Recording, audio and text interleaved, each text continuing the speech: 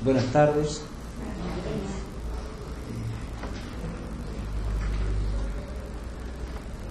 Hoy tenemos que presentar el curso y al mismo tiempo dar la primera clase. La presentación del curso la voy a hacer muy brevemente, considerando dos puntos. El primero, ¿cuál es el objeto y el fin del curso? Porque si se trata de un curso sobre la justicia de Dios, el solo título es tan amplio en sus implicaciones que hay que aclarar cuál es el enfoque desde el que vamos a tomar este tema. El subtítulo trata de aclararlo elementalmente. Dice, una introducción a la teología jurídica, o sea, a la teología del derecho. No vamos a tratar de la justicia de Dios bajo todos los aspectos en que la teología considera la justicia de Dios, sino bajo esta perspectiva fundamental, la de la presencia de la fe en la cultura. El derecho es algo que hace al hombre como hombre. Para la conciencia de la tradición cristiana, el derecho es una herencia de Roma. Viene de la antigüedad romana. Es algo que concierne al hombre en su ser de hombre. Y esto es claro desde cualquier perspectiva antropológica mínimamente razonable y realista. En toda sociedad humana existe la preocupación por ordenar las relaciones entre las personas según criterios de justicia, de lo que es justo.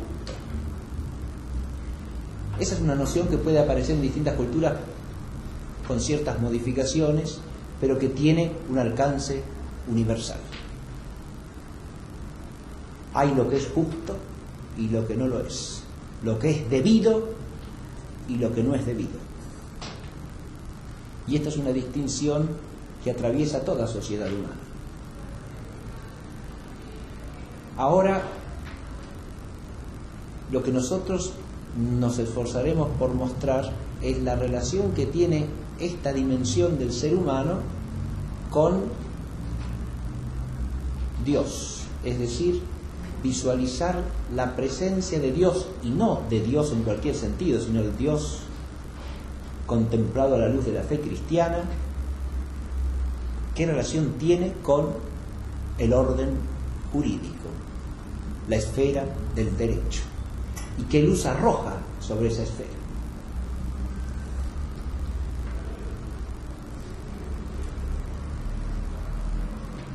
Si nosotros oímos la expresión la justicia de Dios, y este es el segundo punto que quiero considerar como preliminar, la justicia de Dios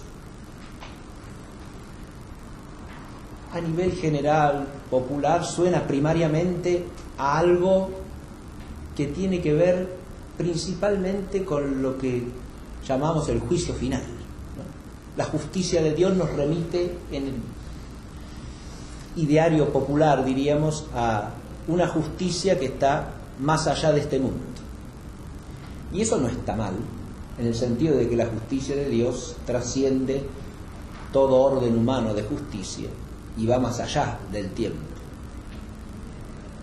Pero está muy mal si lo que se piensa bajo esa idea general es que la justicia de Dios solo tiene que ver con algo que es supratemporal y nada con lo que acontece mientras vivimos en el tiempo. Eso sí es totalmente opuesto a la perspectiva de la fe cristiana sobre la justicia de Dios. La justicia de Dios no es solamente algo por llegar, es también algo ya actuante, permanentemente actuante en la totalidad de la realidad. Y además es algo eterno porque es algo de Dios mismo.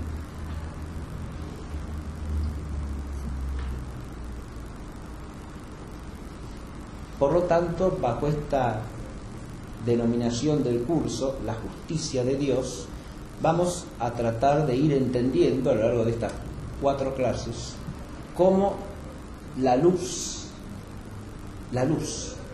de la revelación acerca de la justicia divina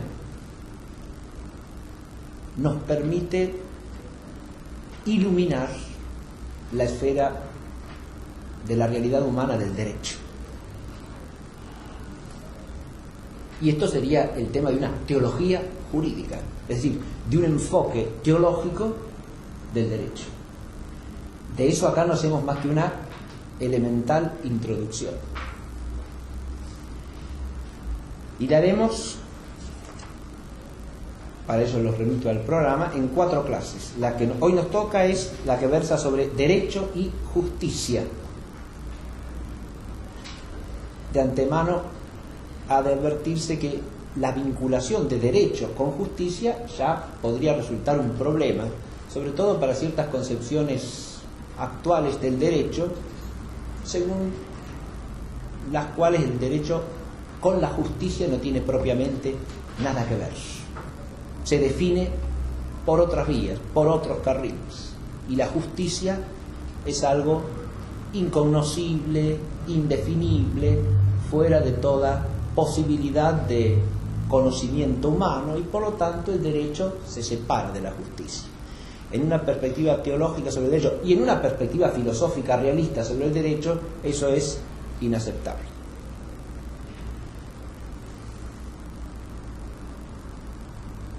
Y cuando digo una perspectiva filosófica realista, atiendo a algo que ya he dicho recién.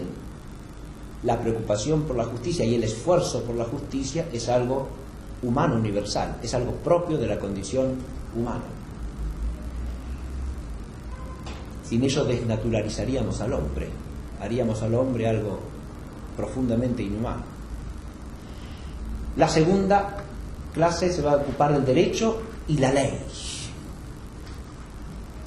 Ahora se trata de visualizar desde perspectiva teológica no el tema de la relación esencial de la justicia con el derecho, sino de la ley con el derecho, viendo la ley teológicamente. El orden también es una cuestión esencial acá, porque la ley es algo que existe en la esfera del gobierno divino y humano, en orden a manifestar lo que es justo, pero no a constituir lo que es justo. Y por lo tanto, primero existe el orden de la justicia y luego existe la ley, que es un instrumento para hacer conocer y para hacer cumplir el orden de lo que es justo.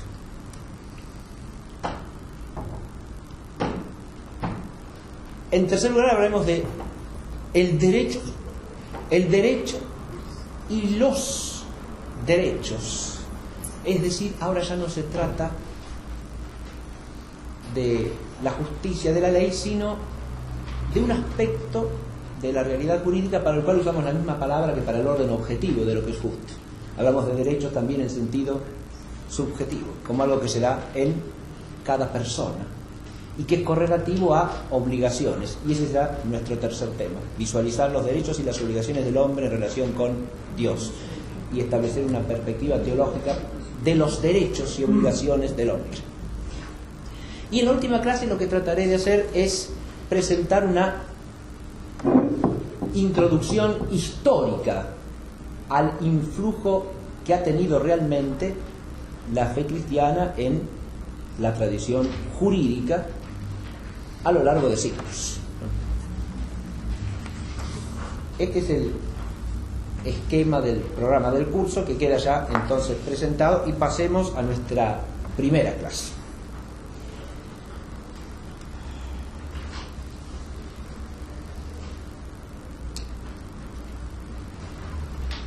Tenemos que tratar de entender hoy, en perspectiva teológica, la relación entre la justicia divina, la justicia humana y la justicia cristiana. Pero antes de entrar en cada uno de estos puntos, hace falta una definición preliminar. que es la de la relación del derecho con la justicia en cuanto al concepto del derecho. Yo dije hace un rato que para la conciencia de la tradición cristiana el derecho es un legado fundamentalmente de Roma. Y eso se ve fácilmente si uno acude al término en que se dice derecho en esa civilización cristiana tradicionalmente, que es el término ius en latín. Y el término ius hace alusión ya en su raíz a lo justo. De hecho, en latín el adjetivo justus es un derivado del sustantivo ius. Y justicia es un sustantivo abstracto derivado del adjetivo. De manera tal que lo que nosotros nombramos como derecho, en latín se nombra como ius. Algo que ya en su nombre, insisto, dice alusión a lo que es justo. El ius es el orden mismo de lo justo, la totalidad del orden de lo que es justo. No se puede concebir siquiera el derecho o el orden jurídico sin referencia a lo justo. Este es el primer punto que tenemos que tener en claro. No podemos detenernos, por supuesto, porque no es el tema de nuestro curso, en una definición del derecho, pero sí tener una noción filosófica básica de qué hablamos cuando hablamos de derecho como orden de lo justo. En la perspectiva filosófica realista, esto implica entender, primero que nada, que existe la realidad social del hombre, los seres humanos como seres que somos personas viviendo en sociedad, y que estas relaciones de los hombres en sociedad, relaciones reales de las personas, conllevan relaciones de exigencia y obligación entre las personas en relación con lo que es justo. Las personas podemos tener muy diversas relaciones sociales entre nosotros, pero esas relaciones ponen entre nosotros, establecen entre nosotros exigencias y obligaciones que son siempre correlativas. Pongamos por caso, entre una persona y otra hay relación entre padre e hijo, o entre esposo y esposa, o entre dos socios que han hecho un contrato comercial. Esto son relaciones. Ahora, cada una de esas relaciones pone en cada uno de los relacionados exigencias y obligaciones, que son siempre correlativas en el sentido de lo que es exigencia en uno, es obligación en el otro. A la exigencia es a lo que llamamos derecho subjetivamente hablando. Si yo digo que hay una exigencia en alguien en relación con lo que es justo, digo que tiene derecho a tal cosa. Y la obligación correlativa que hay en otro es correspondiente a esa exigencia que es un derecho. Si alguien tiene un derecho, alguien tiene correlativamente una obligación. Si el padre tiene la obligación de educar a los hijos tienen el derecho de ser educados. Si los hijos tienen la obligación de respetar y obedecer a los padres tienen el derecho de ser respetados y obedecidos. Esas relaciones ponen correlativamente derechos y obligaciones, exigencias y obligaciones, derechos y obligaciones. ¿En relación con qué? Con lo que es justo. Y entonces tenemos un orden, un complejo orden de relaciones de exigencia y obligación. Dice que el derecho es esencialmente algo relativo, sí, pero algo relativo que dice relación entre las personas, pero a su vez relación de las personas a algo que las trasciende, que es lo justo.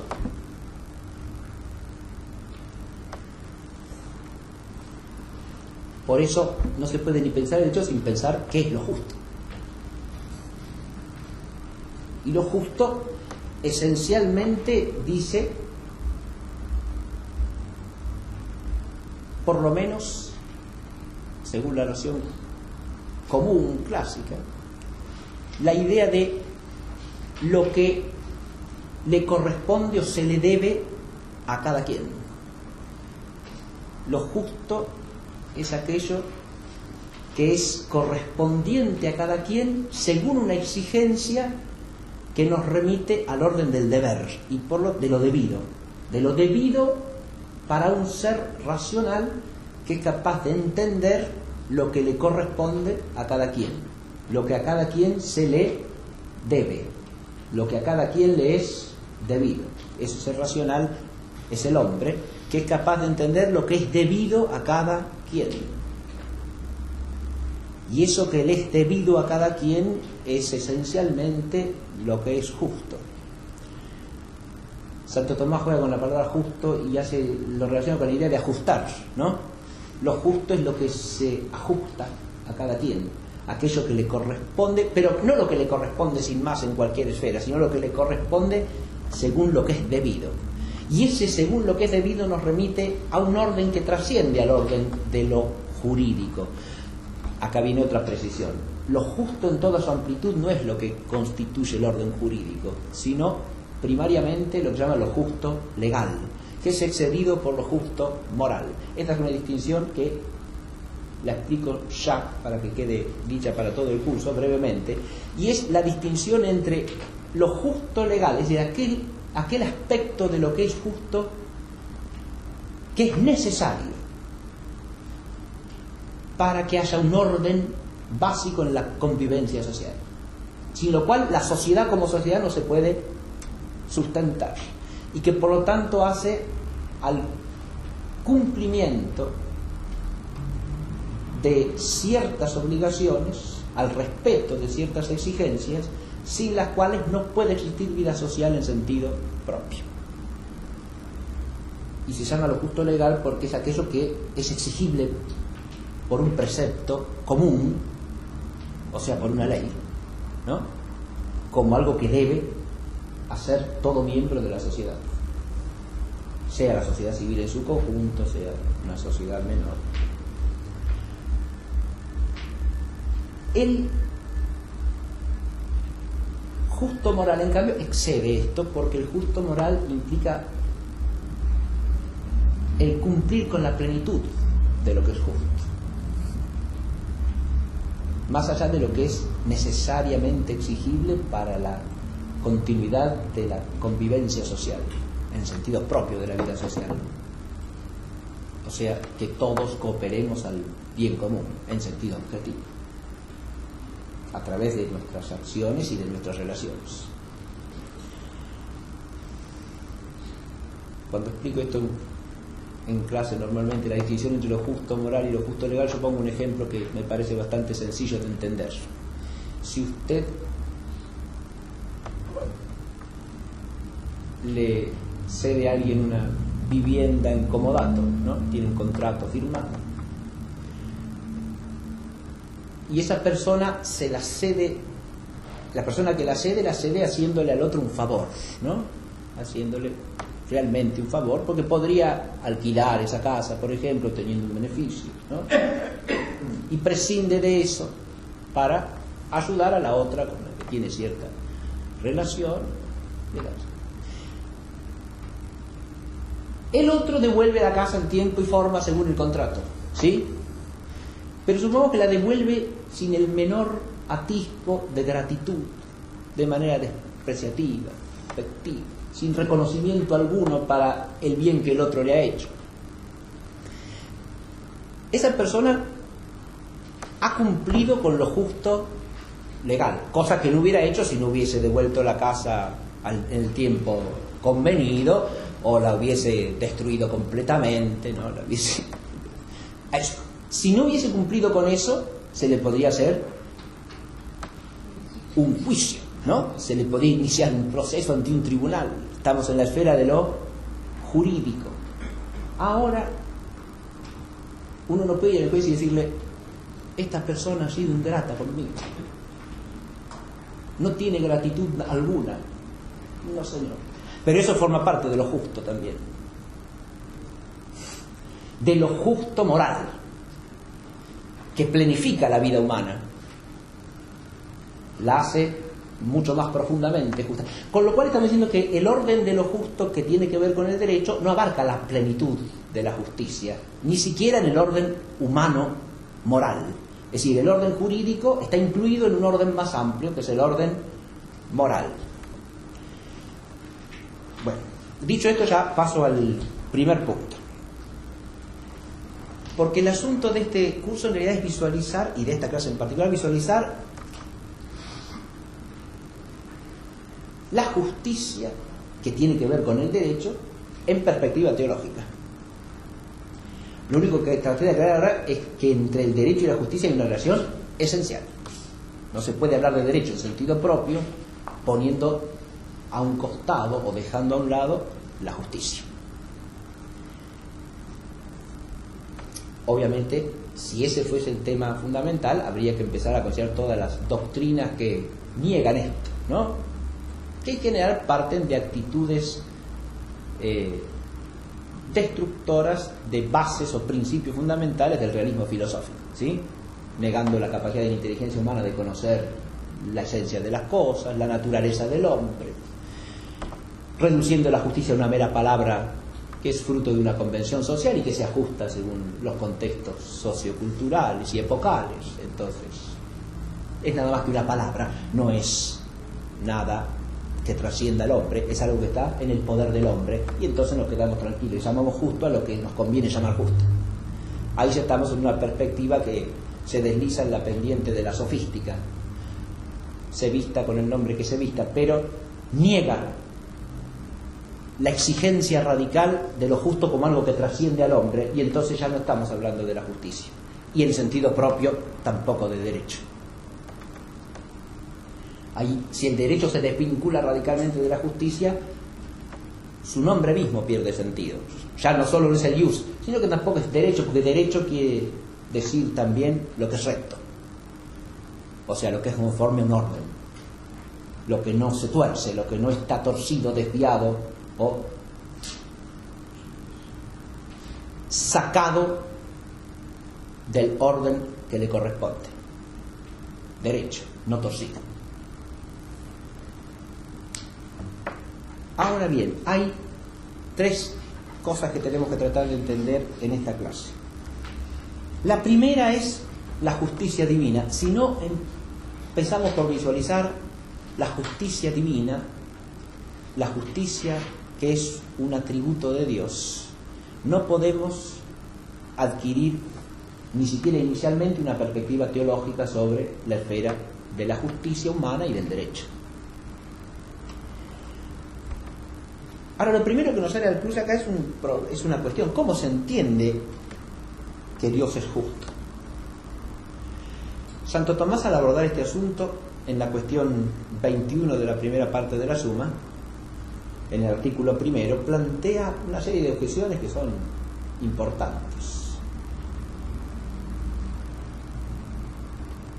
Por ejemplo, ser justo tiene que ver con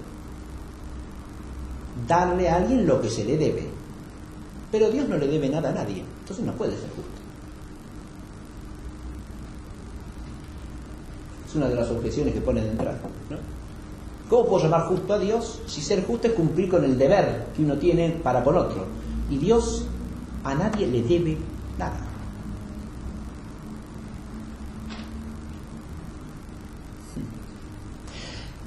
Como en todas las nociones que hay que analogar teológicamente, tenemos que tratar de entender qué decimos y cómo entendemos el ser justo cuando se lo atribuimos a Dios.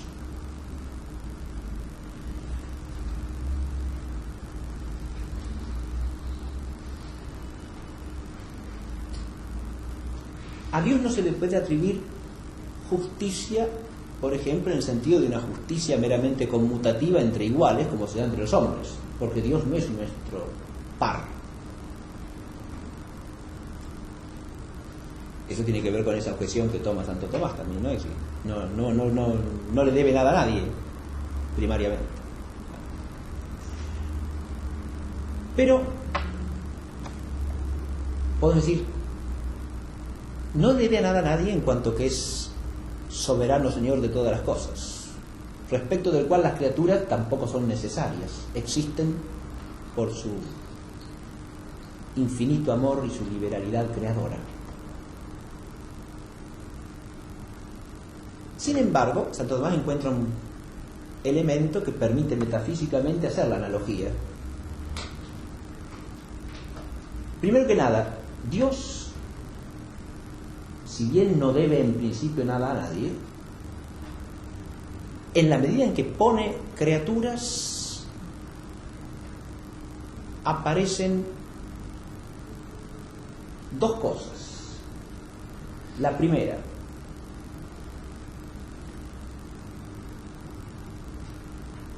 Dios se debe a sí mismo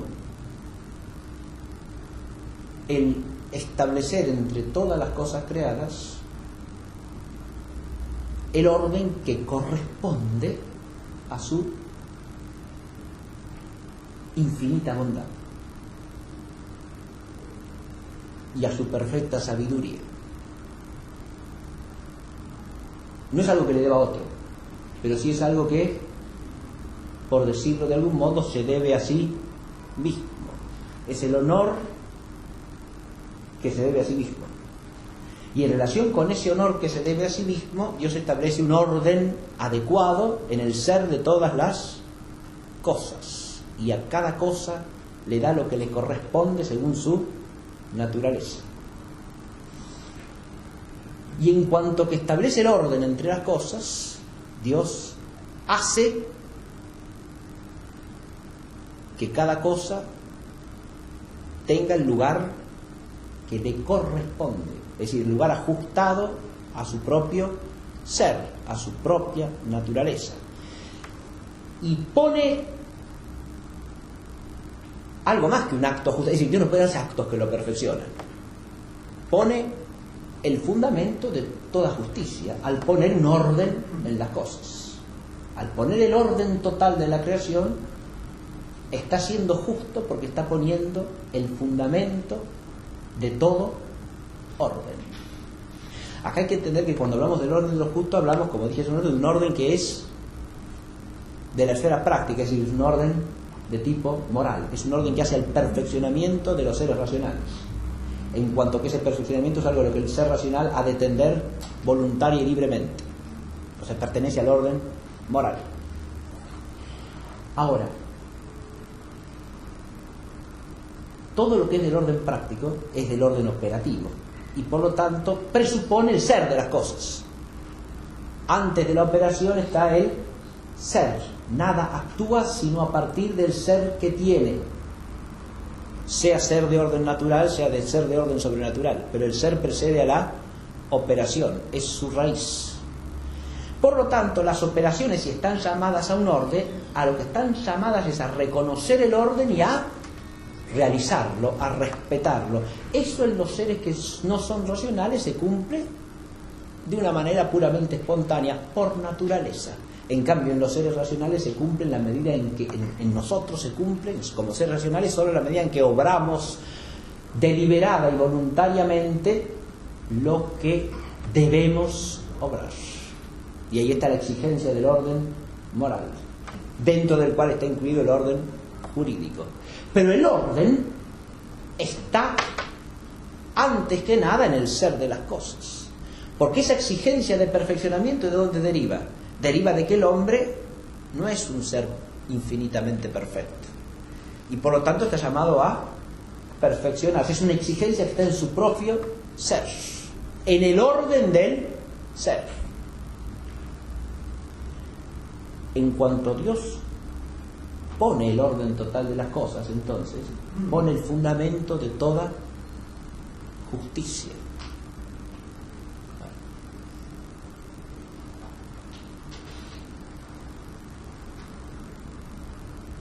Y por otro lado, Dios no solo pone el orden total de las cosas, sino que todas las cosas están bajo su gobierno. Y en cuanto que gobierna soberanamente sobre todas las cosas y las lleva a su fin, a su bien último, que es el mismo, también obra participando de una justicia que no es la conmutativa, sino fundando el orden de una justicia que no es la conmutativa, sino la distributiva. Es decir, se le puede atribuir esa justicia que es la propia de él, que gobierna de manera tal que a cada cosa le da lo que le corresponde ya según el orden del gobierno de las cosas. Fíjese que si partimos de aquí, la justicia de Dios no es algo solamente, como dije al comienzo, que está por venir, ¿no? Sino es algo que está participado por la creación entera en cuanto a orden del ser, por las criaturas humanas en cuanto que estamos llamadas por naturaleza a realizarnos según un orden moral y jurídico. Y también en el gobierno divino del mundo, que es permanente, es de siempre, en cuanto que Dios tiene bajo su gobierno la totalidad de las cosas que existen. Ese gobierno, por supuesto, es un gobierno en el cual la justicia no llega a su plena consumación, sino en la totalidad de la realización de la creación. Eso es cierto. Y ahí es donde viene la perspectiva escatológica, si se quiere, de la justicia. Pero la justicia de Dios está permanentemente operando en la realidad creada, porque la creación es suya. Para decirlo en términos de la Biblia, está en su mano. Él es el Rey y el Señor de la creación. Por acá podemos empezar a entender que cuando decimos de Dios que es justo, en el fondo estamos diciendo que Dios es justo porque establece todo y quiere todo, ama todo, conforme al bien infinito que es Él. Este es el sentido metafísico último que Santo Tomás pone para el ser justo de Dios. La justicia de Dios no se puede entender sino a partir de la bondad absoluta del ser divino. Tiene un texto que yo voy a leer acá y con el que voy al segundo puntito de esta parte, que dice así. Está respondiendo el artículo 3 de la cuestión 21, que es si la misericordia le compete a Dios, porque un problema que trata él al definir la justicia es también el concepto de misericordia, ¿no? Que pueden parecer humanamente vistas dos cosas opuestas, ¿no? Incluso hasta antagónicas, ¿no? Justicia y misericordia. Santo Tomás muy profundamente las une en un mismo artículo, que se trata de una misma cuestión, pero que trata de la justicia y de la misericordia.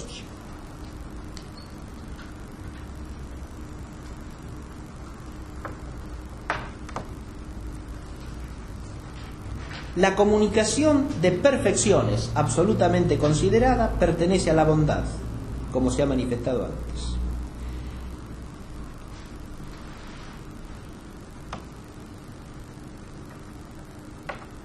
Pero, en cuanto a las perfecciones dadas a las cosas por Dios,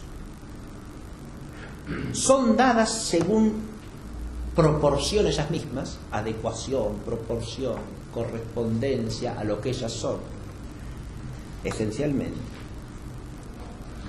pertenece a la justicia, que es así una manifestación, digamos, de esa bondad a la que pertenece comunicar cualquier perfección. En cuanto que esa perfección es algo ajustado, correspondiente a lo que cada cosa es, entonces pertenece a la justicia. En cuanto no atribuye perfecciones a las cosas por utilidad suya, sino solo por bondad suya, pertenece a la liberalidad. Ahora hay cosas que no son exigibles según la esencia de las cosas, o sea, no son correspondientes, ajustadas, proporcionadas a las cosas, sino que Dios les da por generosidad, liberalmente.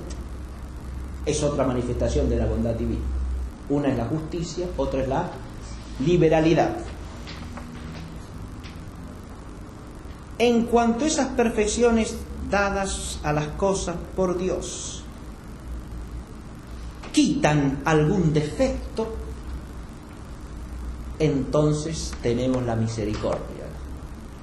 O sea, la misericordia es la manifestación de la bondad por la cual Dios le comunica una cosa, una perfección que le quita cierto defecto, cierta falta, que la libera de cierta falencia, digamos, de cierta imperfección. Es una perfección que Dios comunica en atención a una imperfección que tiene que ser sanada, ¿no? O que puede ser sanada.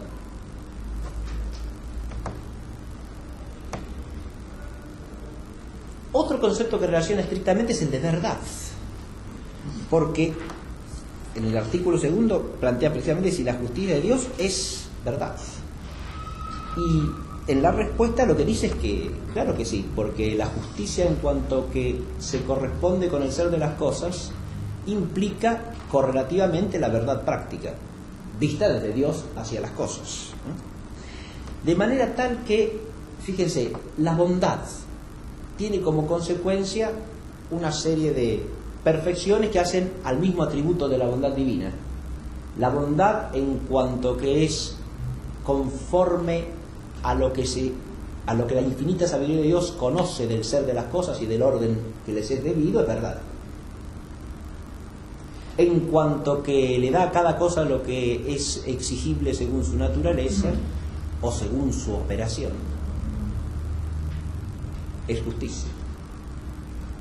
En cuanto que da algo que no es exigible, pero que puede ser dado, es liberalidad. En cuanto que da algo que subsana un defecto, es misericordia.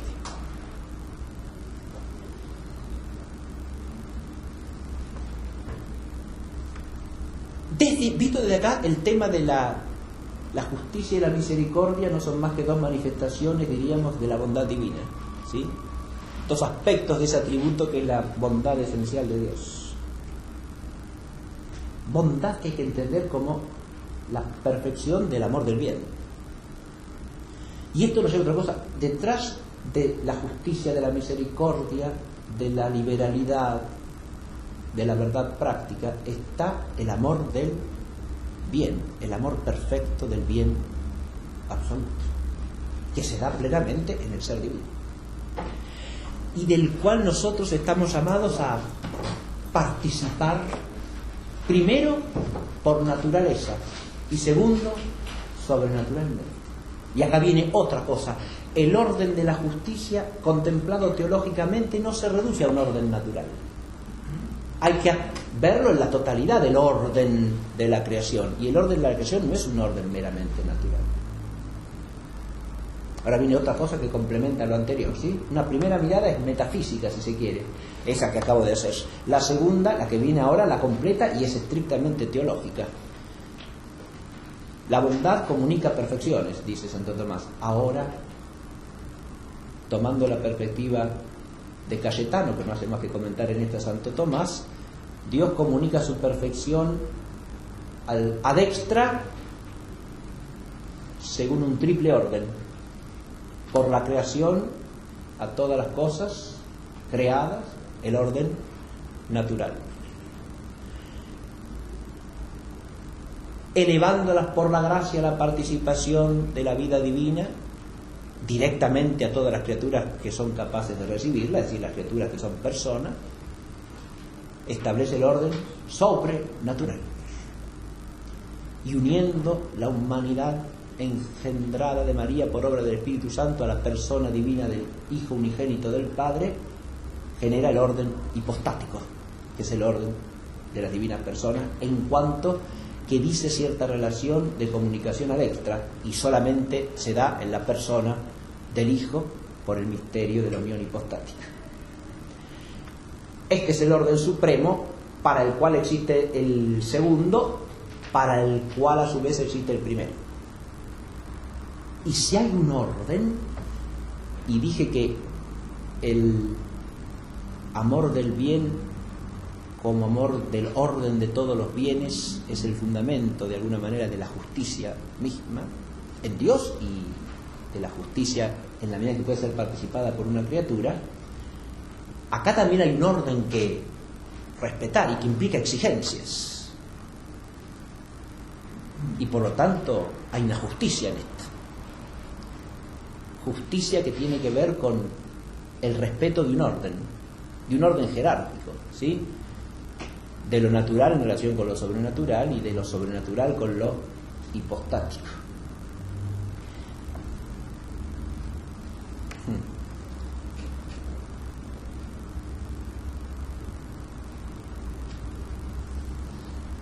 Partiendo de aquí tenemos dos esferas, digamos, que enmarcan una tercera. El orden total de la creación elevado al orden sobrenatural contiene al hombre como ser social, contiene el vivir humano, la existencia personal de todos los hombres. Y todos los hombres estamos llamados al perfeccionamiento según el orden del bien, el orden total del bien. Acá, cuando digo el orden total del bien, hay que entender que es el bien natural subordinado al bien sobrenatural, subordinado al bien infinito, que es el bien hipostático.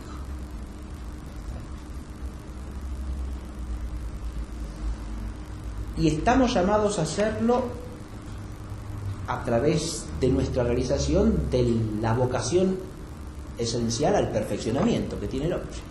Es una vocación de nuevo doble, natural y sobrenatural desde el origen de la creación. Todo hombre está llamado a ser hijo de Dios en Cristo según el designio original de Dios. Fíjense cómo acá se van abriendo perspectivas en las cuales vemos hasta qué punto la justicia en la creación tiene que ver con problemas que son estrictamente teológicos, ¿no? Porque el pecado del origen es una quiebra radical del orden de la justicia. Tanto en el acto mismo como en su consecuencia, que nos priva de la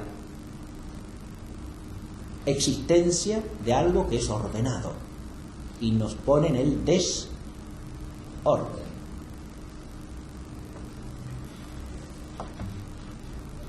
Estas son cosas.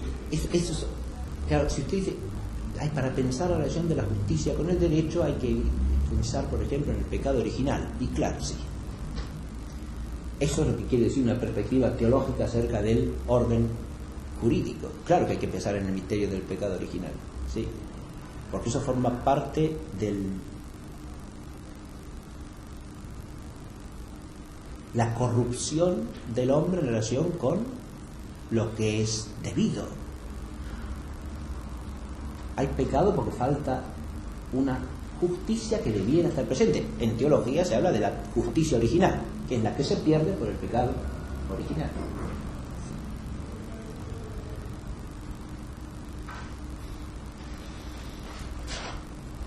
Ahora bien,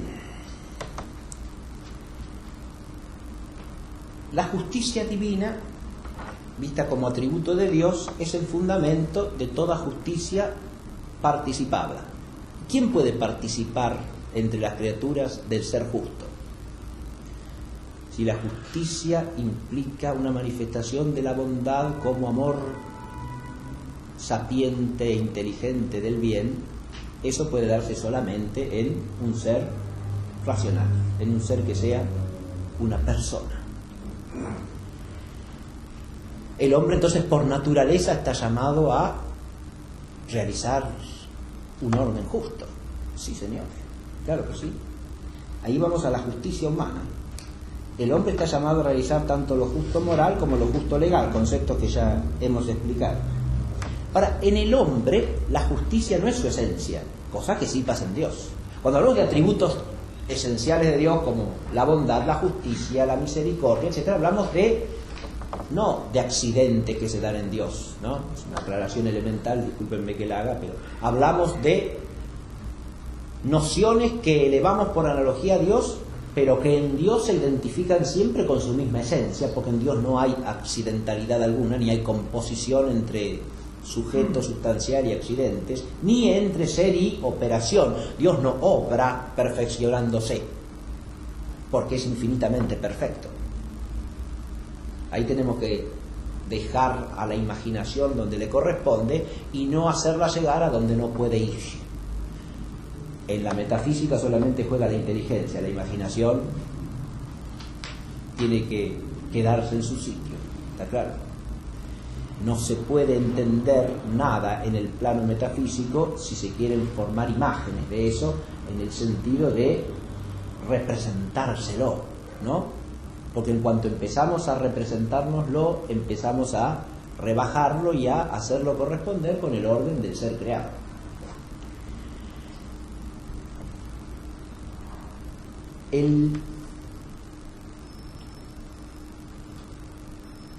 Eso afecta a todos los atributos que hemos mencionado, y a la justicia y a la misericordia, obviamente. Ahí lo que tenemos que... Esto es un ejercicio que implica no solo la inteligencia metafísica, sino especialmente la inteligencia teológica, y al que nos vamos desacostumbrando cada vez más en un mundo que es todo de imágenes, y además que privilegia lo que nos parece y lo que nosotros pensamos sobre el esfuerzo de la inteligencia para entender lo que las cosas son. El ejercicio, digo, de esforzar el pensamiento para purificarlo de antropomorfismos, porque no se trata de acomodar a Dios a nuestro pensamiento en la teología, sino al revés, de poner a nuestro pensamiento y a nuestra inteligencia humana entera en la escuela de la palabra de Dios, o sea, del pensamiento divino, ¿no? Fíjense cómo en el tema de la justicia y de la misericordia eso es clarísimo, ¿no? Voy a decir algo más de lo que dije, porque ya que estoy en esta reflexión, que es marginal, pero me parece importante. La Escritura, cuando habla de la misericordia de Dios, dice una cosa que es sorprendente. Dios es misericordioso porque es omnipotente. Uno puede entender ahí que la misericordia, de alguna manera, si partimos de esa idea que pone Santo Tomás, de que la misericordia da para suplir un defecto, ¿no? Implica ese tener en cuenta a Dios la defectividad, la impotencia de la criatura, Él que es omnipotente. ¿Está claro? El tener en cuenta la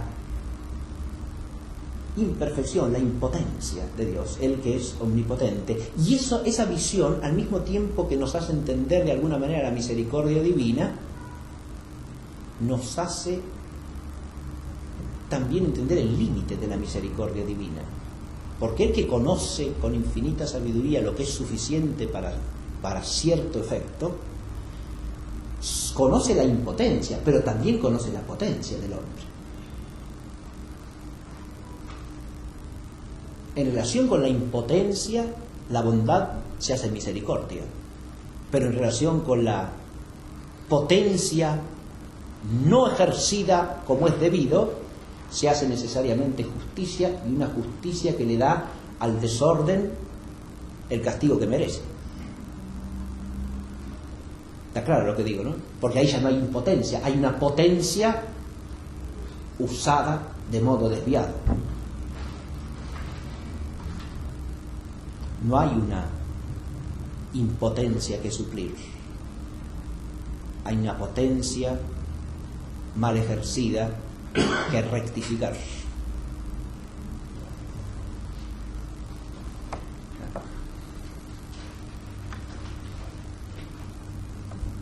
Ahora, la justicia y la misericordia se dan la mano, ¿sí? Como dice también el libro de Isaías, la justicia y la misericordia se dan la mano porque en el fondo en Dios son manifestaciones de una misma y única bondad, insisto. No hay auténtica justicia sin misericordia, ni auténtica misericordia sin justicia. Pero eso lo vamos a ver mejor en el tercer punto. Esto visto metafísicamente puede estar muy abstracto. Pero en el tercer punto lo vamos a ver mucho más en concreto. En el hombre la justicia no es su propio ser. El hombre no es esencialmente justo. No somos esencialmente justos como no somos esencialmente sabios. Estamos llamados a ser justos, a diferencia de un ser no racional, para el cual la justicia no es el caso. no está llamado ni a ser justo, ni a ser injusto, porque no puede ser ni lo uno ni lo otro.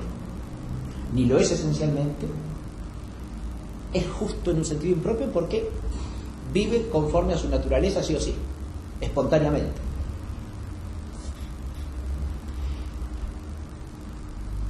Ajustado a su propio ser natural, diríamos, ¿no? Pero no justo en el sentido propio, es decir, que obra voluntariamente lo que es debido y que le da a cada quien lo que le corresponde. Le reconoce a cada quien lo que le debe, prácticamente. Y eso lo hace porque en el fondo ama la justicia, ama ese orden de lo justo, que sería la raíz de toda justicia exterior, ¿no? Ese amor de la justicia que se manifiesta en las acciones justas, en los actos justos. En el hombre la justicia, según la tradición filosófica antigua, es primariamente una virtud. Visto en la perspectiva de Aristóteles, ya también de Platón, en la medida que se da el hombre es algo participado, que el hombre está llamado a adquirir progresivamente. Es una virtud en el sentido, recordemos, filosófico elemental, de un hábito operativo bueno. Una virtud moral, porque es un hábito operativo que no se da en la inteligencia primariamente, sino en la voluntad con la cual obramos las obras de justicia. Tenemos que amar la justicia y querer hacerla para ser justos. Y ese ser justo se va adquiriendo progresivamente con el ejercicio de actos justos, de justicia conmutativa en todos los hombres y de justicia distributiva en aquellos que tienen alguna función de gobierno sobre otros, los padres sobre los hijos, el jefe sobre sus subordinados en cualquier orden y el gobernante sobre los gobernados, ¿no? Y todos de justicia legal, es decir, de la justicia que los abarca todos porque es primariamente amor a lo justo y disposición a cumplir con las exigencias de la ley en relación a lo justo.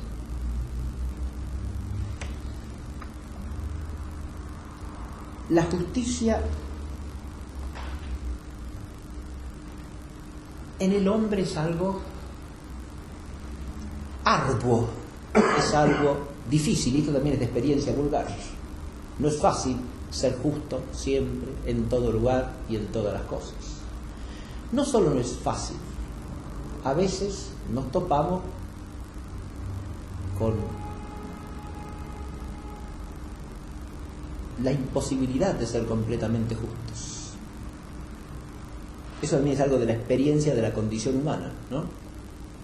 Vemos que a veces no somos todos los justos que debiéramos. Hay casos en los que nos topamos con la terrible experiencia de que parece que hagamos lo que hagamos no podemos ser justos, que faltamos a la justicia obrando de una manera y obrando de la otra, y de la otra también, y no se nos ocurre otra manera posible de obrar más que esta, o no nos dan las fuerzas morales para obrar como nos parece que debiéramos.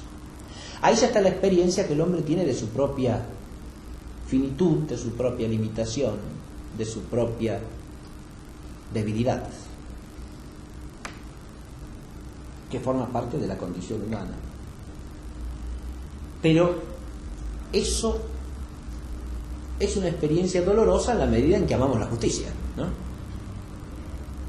O sea, en la medida en que tenemos una virtud de ser justos, arraigada de alguna manera y persistente en nuestro espíritu. Porque si la justicia o la injusticia nos es indiferente, la experiencia del fracaso ante el esfuerzo de ser justo no existe. Porque si no me importa cumplir o no cumplir con lo que es justo, si no me importa respetar o no respetar lo que se le debe a cada quien, obviamente nunca me voy a sentir angustiado por la imposibilidad práctica de ser todo lo justo que quisiera ser, ¿no?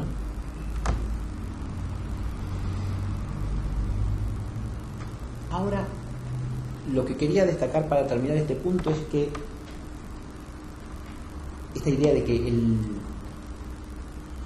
el hombre en su relación con la justicia queda siempre deficiente, la expresa hermosamente Cicerón en una frase en la que dice que el hombre,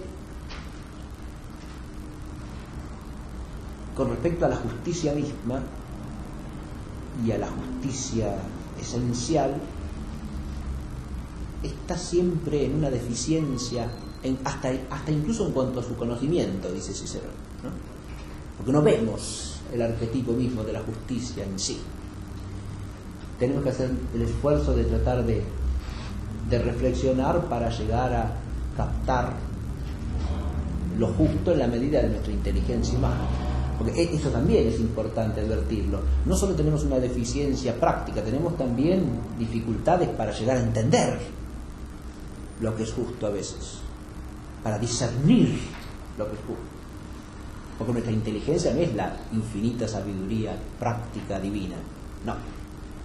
Es una inteligencia que tanto como inteligencia teórica cuanto como inteligencia práctica, y más como inteligencia práctica por la complejidad, la singularidad de las cuestiones prácticas, muchas veces se pierde en el camino, es decir, no alcanza a discernir con nitidez las cosas. Pero a pesar de todas esas deficiencias, el hombre tiene en su corazón, en su espíritu, una vocación por la justicia que no puede negar. Si la niega, se hace menos que hombre, como dije hace un rato, ¿no? Se desdice de su condición humana.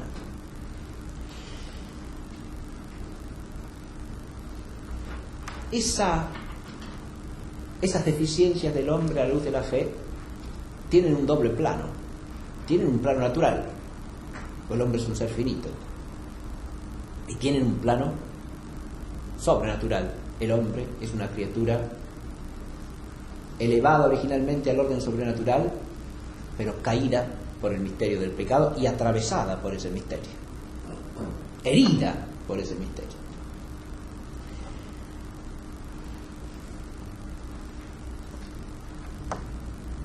En esa vocación original del hombre al bien sobrenatural, que da lugar a esa paradójica expresión de Santo Tomás de el deseo natural del bien sobrenatural, el deseo natural de la visión beatífica, el deseo que está en la naturaleza, ¿no? Y que viene de una gracia de Dios. Porque claro, todo eso es un misterio de la gracia, eso no se puede contemplar sino a la luz de la revelación. Pero esa vocación que al ser sobrenatural no hace otra cosa que planificar una vocación natural, porque la gracia no suprime la naturaleza, sino que la eleva y la planifica, ¿no? Esa vocación que es de orden sobrenatural queda frustrada en la medida en que el hombre se aparta de la gracia de Dios. Se ve esto. La gracia es la que nos permite llegar al fin, y es la que de hecho está en la raíz de todo nuestro amor del bien.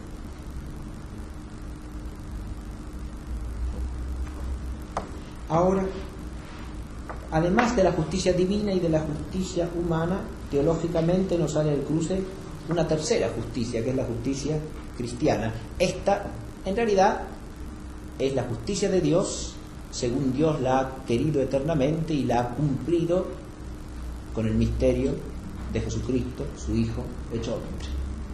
Es la justicia divina, entonces. No se puede hablar de la justicia divina en teología a la luz de la fe cristiana, sino refiriéndonos también a Jesucristo como el justo. Y al mismo tiempo, en este misterio de Cristo queda asumida la vocación del hombre por la justicia humana, porque Él, que es verdadero Dios, es también verdadero hombre, y en Él, por lo tanto, se da la unidad personal de la justicia divina y de la justicia humana.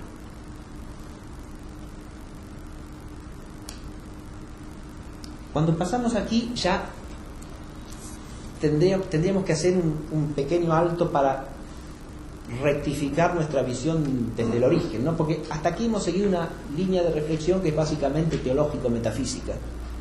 Y acá ahora tenemos que elevar la mirada y abarcar esto desde una perspectiva que es teológico-trinitaria, si se quiere, teológico-económica también, es decir, verlo a la luz del misterio de la salvación, el problema de la justicia divina.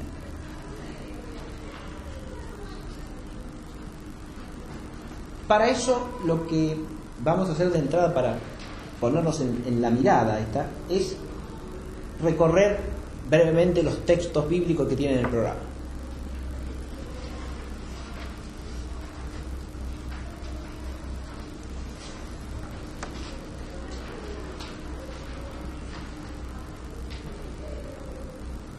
Se trata de 2 textos del Antiguo Testamento y 2 textos del Nuevo Testamento.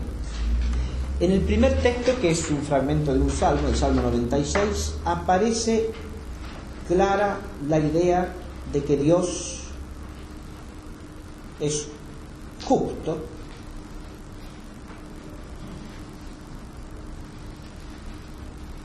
y que Dios hace justicia actualmente y al mismo tiempo hará justicia.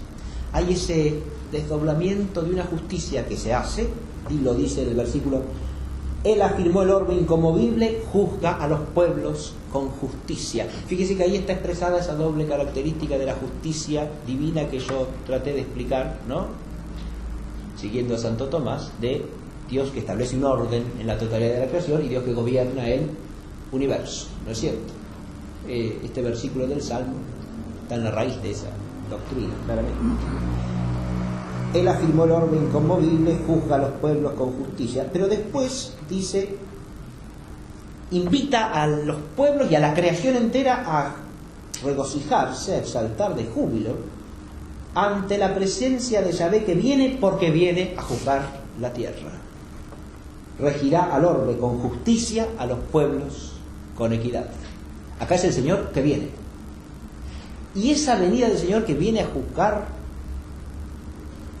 la tierra, a regir el orbe con justicia, los pueblos con equidad, es una llamada a la alegría, al regocijo.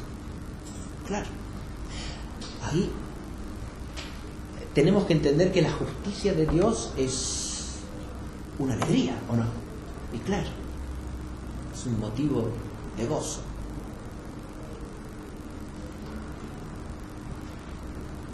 Esto daría para una amplísima reflexión, ¿no? Pero más de tono espiritual, en el sentido de cuál es nuestra actitud ante una expresión como esta. Si Dios viene a regir con justicia, a juzgar a los pueblos de la tierra, ¿eso es para nosotros un motivo de júbilo o no? Y que Dios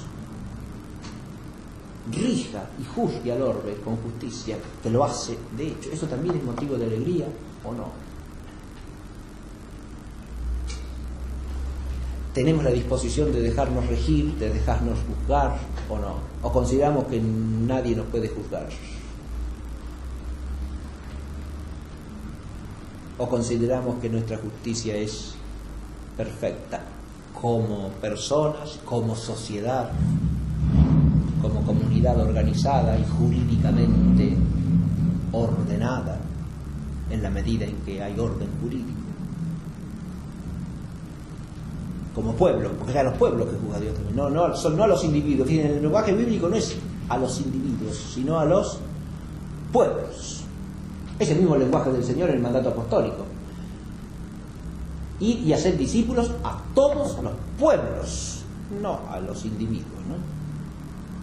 Porque el hombre no existe como individuo suelto. Eso es una ficción no realista.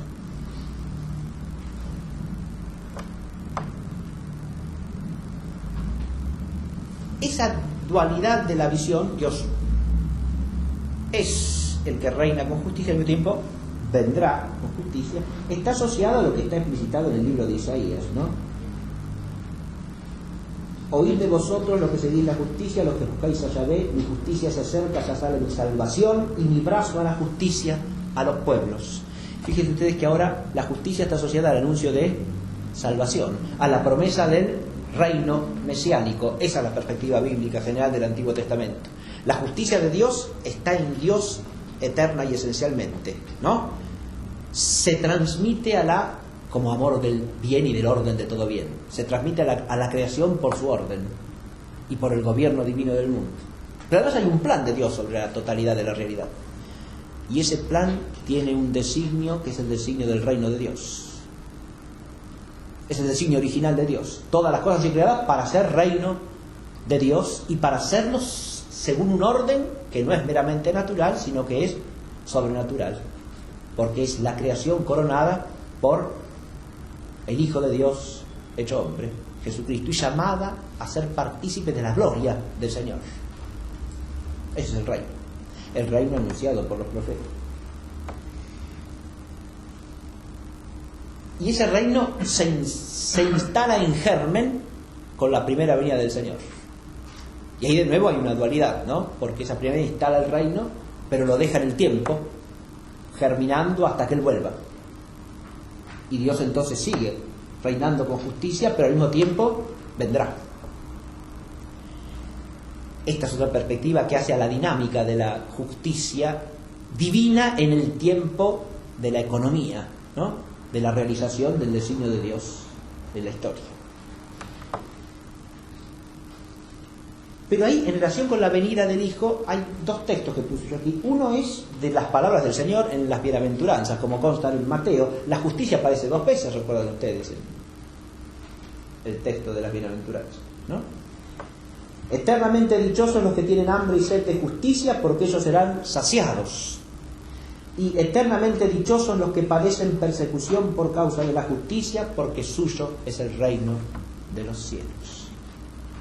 He traducido el Macarioi del Evangelio de Mateo por eternamente dichosos, porque en nuestro curso sobre la felicidad y el Evangelio de Jesucristo, que lo dimos aquí mismo, si mal no recuerdo, en otra aula, pero en este mismo colegio, ¿no?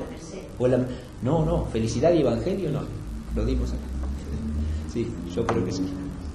Felicidad y Evangelio de Jesucristo fue en el aula Bustos. En ese curso yo expliqué que el término griego Macario, en el uso clásico, se refiere exclusivamente a los dioses. El hombre nunca es Macarios. El hombre puede ser eudaimonos, ¿no? Tiene un buen daimo, lo que tenemos por feliz, ¿no? Pero nunca Macarios. Macarios se reserva la divinidad. Y por eso en el lenguaje del Evangelio traduce ese término hebreo que significa que va bien encaminado, que va por el buen camino. Va por el buen camino quiere decir que se encamina hacia su fin adecuadamente, ¿no? Y acá está traducido por un término que habla de una beatitud, de una plenitud de vida. Beatus es como traduce en latín, plenitud, ¿no? Que es eterna, porque solamente la puede comunicar Dios, ¿sí? Está hablando de una beatitud sobrenatural, de una plenitud sobrenatural.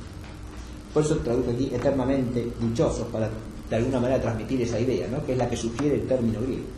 Eternamente dichosos los que tienen hambre y sed de justicia, porque serán saciados. Y eternamente dichosos los que padecen persecución por la justicia, porque de ellos es el reino de los cielos. Pero claro, para entender este texto hay que entender qué significa acá justicia. Y acá justicia no es solamente el orden jurídico, ni primariamente, diría. Porque la justicia es la justicia del reino de Dios, la plenitud del bien, del orden total querido por Dios. Y obedece además el término a una perspectiva que es propia de la Escritura, tanto del Antiguo como del Nuevo Testamento. La justicia es en el hombre la correspondencia con la voluntad de Dios. Es el vivir según su palabra. Ahora se refiere al vivir según la palabra eterna que se ha hecho carne, que es Jesucristo.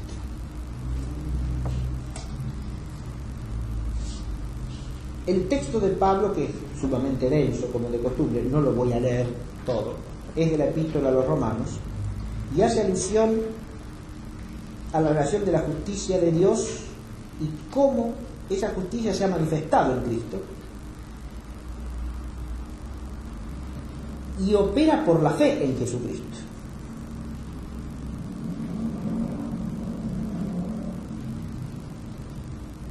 Vean una frase. Pues todos pecaron y todos están privados de la gloria de Dios y ahora son justificados gratuitamente por su gracia, por la redención de Cristo Jesús, a quien ha puesto como sacrificio de propiciación mediante la fe en su sangre para manifestación de su justicia. Jesucristo es manifestación de la justicia de Dios.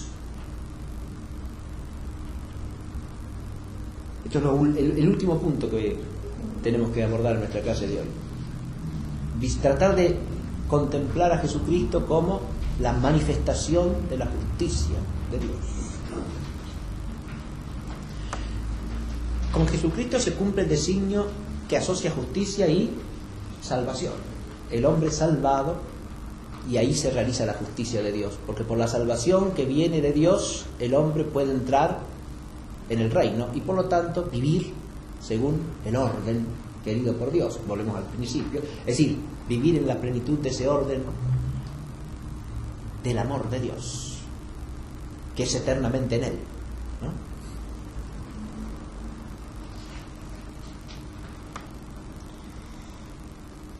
Ese don de un mediador que nos permite de alguna manera entrar en lo más profundo del ser de la justicia e incluso alcanzar una manera de hacer justicia que no podemos alcanzar por nosotros mismos. Es una pura gracia de Dios. La gracia tiene algo que ver con la justicia. Ya dijimos en el primer punto que, según Santo Tomás, el comunicar cierta perfección es de la bondad, ¿no? La comunicación de la primera realidad, ya sea en el orden natural, ya sea en el orden sobrenatural, o sea, la comunicación del ser creado, la comunicación de la gracia por Dios, nunca puede ser entendido como obra de justicia en el sentido de algo ajustado a otra cosa que a Dios mismo.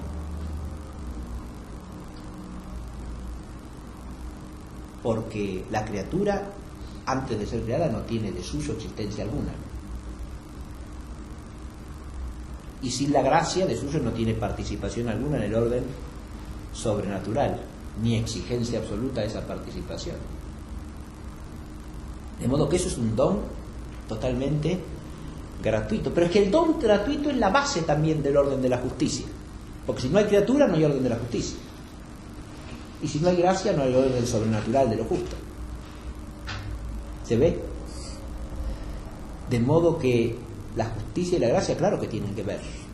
Porque sin gracia no puede haber participación de la justicia ni en el orden natural ni en el orden sobrenatural. Estoy analogando la palabra gracia, porque la creación es también una gracia. En el sentido de que es algo absolutamente gratuito, ¿no? Dios lo da, hace existir a las cosas, nos hace existir a las criaturas porque quiere, no porque necesite, ni porque nos lo deba, porque no hay realidad alguna a la que le deba el crearla.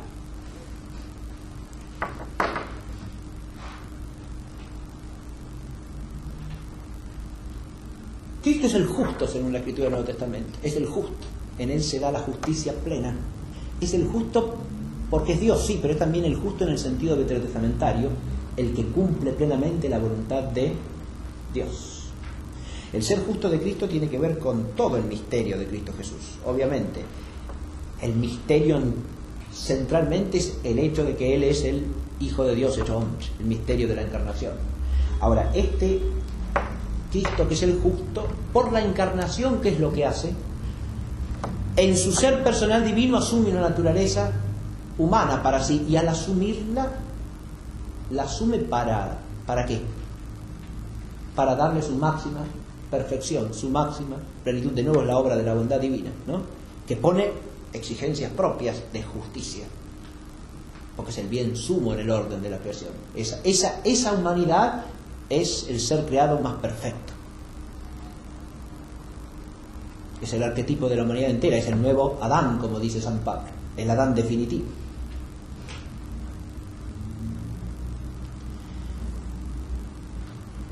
Por esa humanidad, Jesucristo. Esa naturaleza humana es una naturaleza humana en la que Jesucristo asume la humanidad para redimirla, para planificarla, para santificarla, y para introducirla en la más plena participación de la vida divina, que en los seres humanos, en las personas humanas, no se da como en esa humanidad por la unión hipostática, y por lo tanto no se da en la plenitud y perfección que se da solo en esa humanidad, que es el instrumento mediador por el cual toda la gracia llega a los hombres.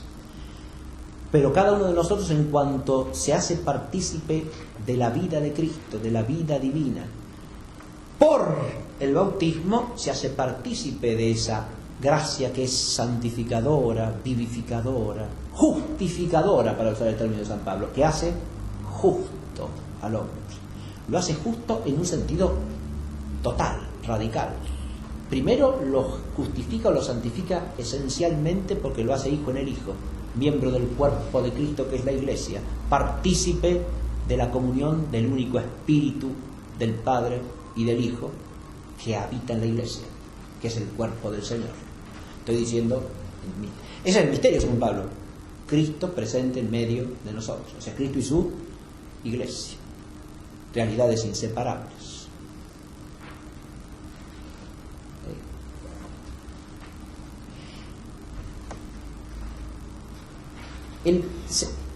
Hago una pequeña advertencia marginal de esto que acabo de decir. Cuando nos esforzamos teológicamente por prestar el misterio de la Iglesia, uno de los aspectos más nobles y potencialmente fructíferos del Concilio Vaticano II ha sido el destacar el misterio que es la Iglesia, ¿no? Pero seguimos leyendo los diarios que cuando surge la palabra Iglesia parece que se habla solamente de algunos obispos, de la jerarquía eclesiástica, como si nosotros no fuésemos miembros de la Iglesia, ¿no? Si la Iglesia da escándalo porque algún obispo o sacerdote ha hecho algo malo, y cuando somos los fieles los que hacemos algo malo, la Iglesia no da escándalo, o no somos la Iglesia nosotros también. Es una apostilla marginal por cosas que se leen en los diarios, ¿no? Pero es una manera de hablar que después de 50 años del concilio parece que por lo menos debiera tener alguna modificación, y no la tiene ni en los propios católicos, porque decimos la Iglesia y no hablamos de nosotros. Los diarios ponen en los titulares la Iglesia, y ¿de qué están hablando? Eso era el margen. Bien. Y es injusto eso, porque no se le da a cada quien lo que se le debe, ni positiva ni negativamente. Porque si un miembro de la Iglesia hace algo que es contra la identidad cristiana, da escándalo, pero si lo hace un laico también.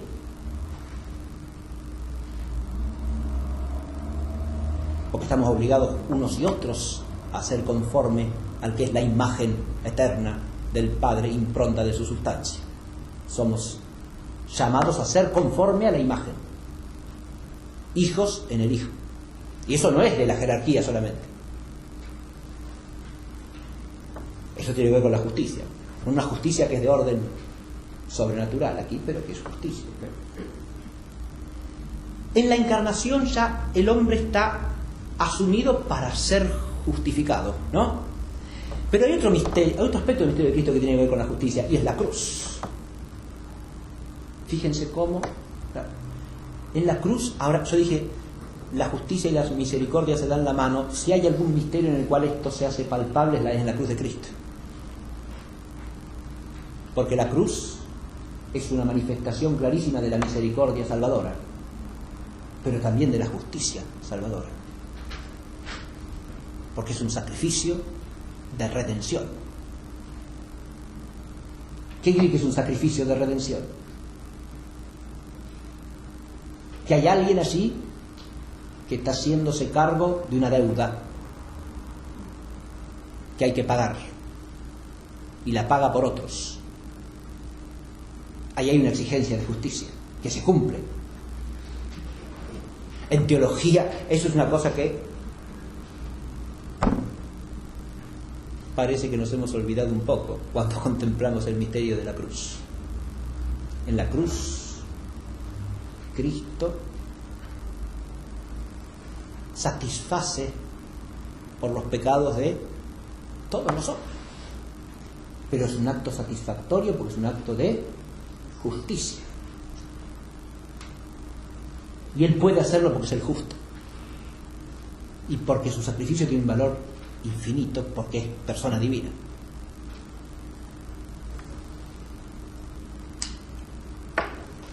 Y nosotros también estamos llamados a la cruz,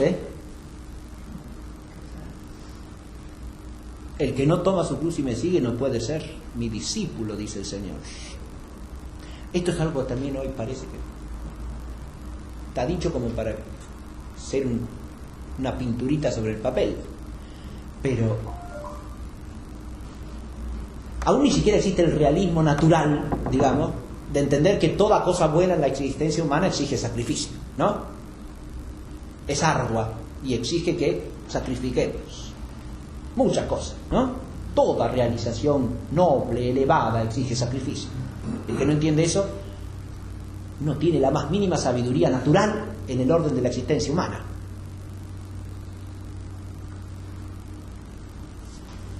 Y la cultura, la anticultura que prevalece hoy día, nos tiende a hacer creer que el sacrificio es una cosa, es un invento nefasto de quién sabe quién.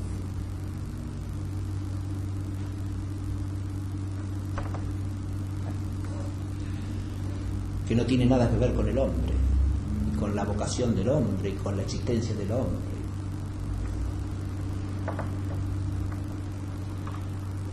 Y tiene que ver con lo más profundo del hombre. Los cristianos somos justificados por el misterio de Cristo. Esa justificación nos hace capaces de vivir según una justicia que ya no es meramente humana, sino que es divina humana, que es la justicia cristiana. Fíjense, la humanidad es asumida para ser divinizada. Esta es una expresión común en los padres griegos, ¿no? Dios hizo hombre para divinizar la humanidad, para hacerla partícipe de la vida divina. Lo que nosotros decimos en nuestro vocabulario latino, para santificar, para justificar. Bien. Son sinónimos, en el fondo, porque la justicia y la santidad son atributos de Dios, no cosa humana. Los cristianos podemos, a través de Cristo, hacer una justicia que no podemos por nosotros mismos. Y esto tiene que ver con un aspecto esencial del misterio cristiano, que es el misterio pascual de Cristo. Cristo, a través de su misterio pascual, que es el misterio de la cruz, y es el misterio de la Eucaristía, es el mismo y único misterio, y el de la resurrección, le da al Padre la acción de gracias perfecta. Por eso es la Eucaristía. La acción de gracias perfecta.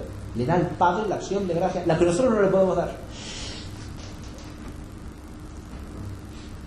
Hay otra cosa que dice Santo Tomás que es muy interesante. Nosotros podemos cumplir en justicia humanamente las deudas que tenemos con otros hombres, pero lo que le debemos a Dios no lo podemos satisfacer nunca justamente, dice Santo Tomás. Claro, humanamente es imposible, no podemos agradecerle suficientemente, amarlo suficientemente, bendecirlo suficientemente. No podemos darle lo que le debemos suficientemente, o sea, según estricto rigor de justicia.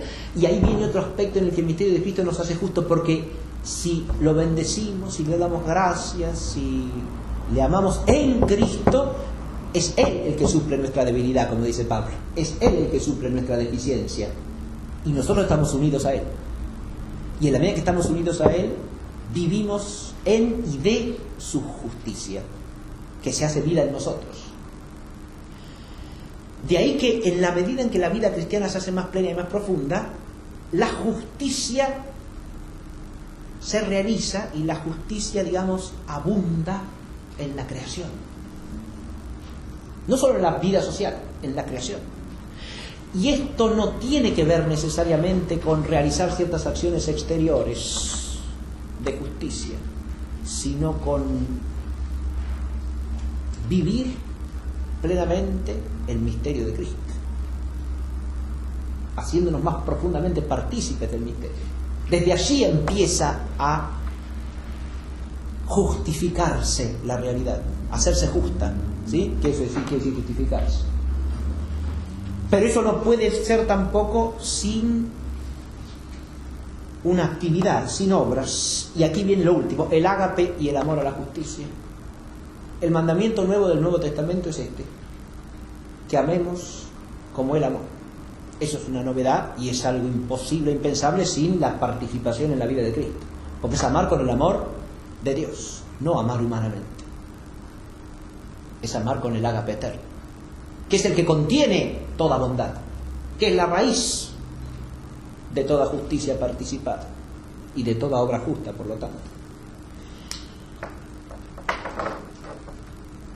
Si uno dice el amor de Dios, que eso tiene algo que ver con la justicia. ¿Y cómo no va a tener que ver con la justicia? Si la justicia es, según la perspectiva que dijimos al comienzo, manifestación de la bondad divina, la bondad divina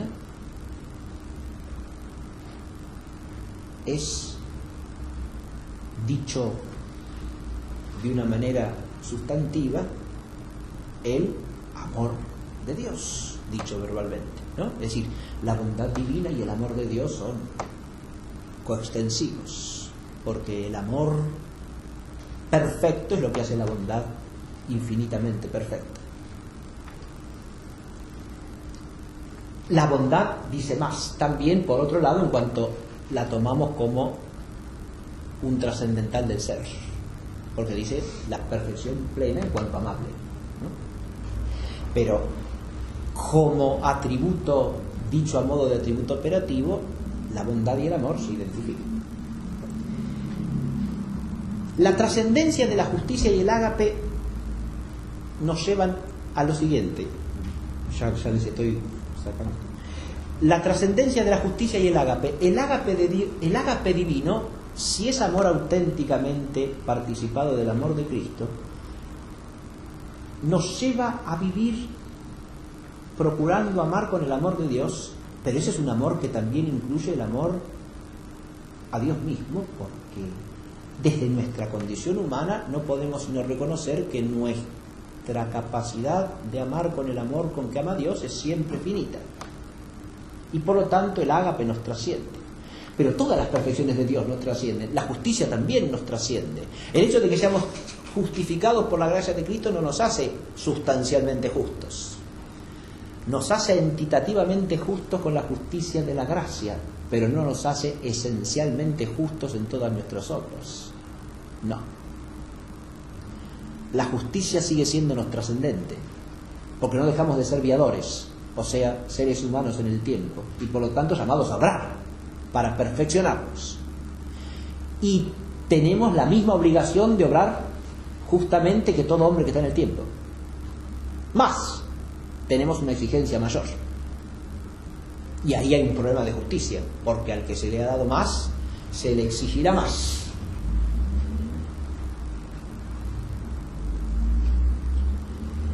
El cristiano tiene una obligación con la justicia todavía mayor. Pero al mismo tiempo no puede dejar de reconocer cómo esa justicia divina lo trasciende.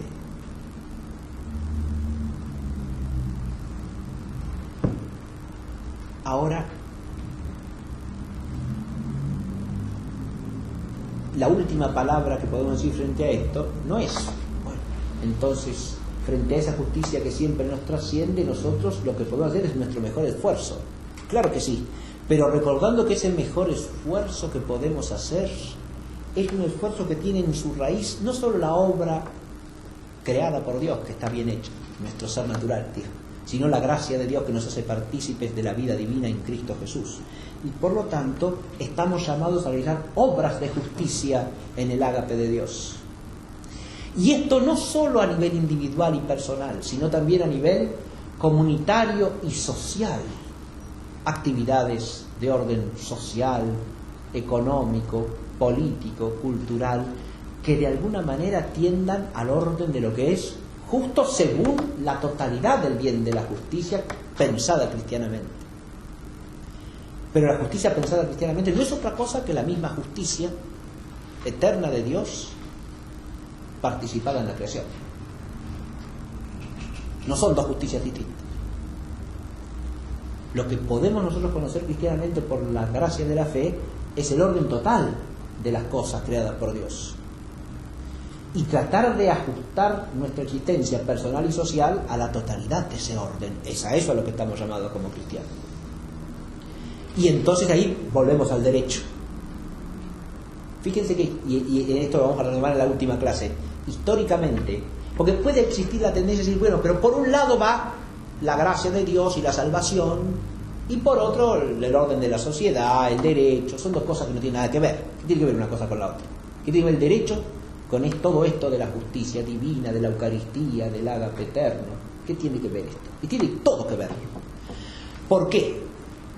Desde la perspectiva teológica que estamos tratando de presentar sobre el derecho, tiene todo que ver porque la realidad del orden de lo justo es algo que como seres creados por Dios, salvados por Dios, santificados por Dios, estamos llamados a realizar en su totalidad. Mientras vivimos en el tiempo de este mundo, claro. Cada uno según su oficio y responsabilidad. Y esa realización incluye para el cristiano la exigencia que tiene para todo viador, es decir, de obrar según las obras de la justicia en orden al bien común adecuadamente considerado, tomado en toda su integridad. Y ahí es donde aparece el orden jurídico. Para el cristiano también hay orden jurídico, ¿no? Y claro que sí. Así como la tradición de los padres de la Iglesia asume la filosofía de los griegos como un instrumento del pensamiento teológico, la Iglesia misma también asumió el orden jurídico de la tradición romana como un instrumento de la realización del orden de lo justo, en todo lo que era compatible también con la plenitud de la verdad revelada acerca de la justicia. Y eso se fue depurando progresivamente, con sus más y con sus menos, pero partiendo de un orden que está en la naturaleza misma del hombre, que es el orden de lo que es justo. Y ahí hay una tarea constante a la que está llamado el cristiano, ¿no? Asumir planificativa y perfectivamente el orden de lo justo, que está inscrito como una vocación y como una tarea necesaria, como una obra a realizar por todo hombre en la sociedad en la que vive.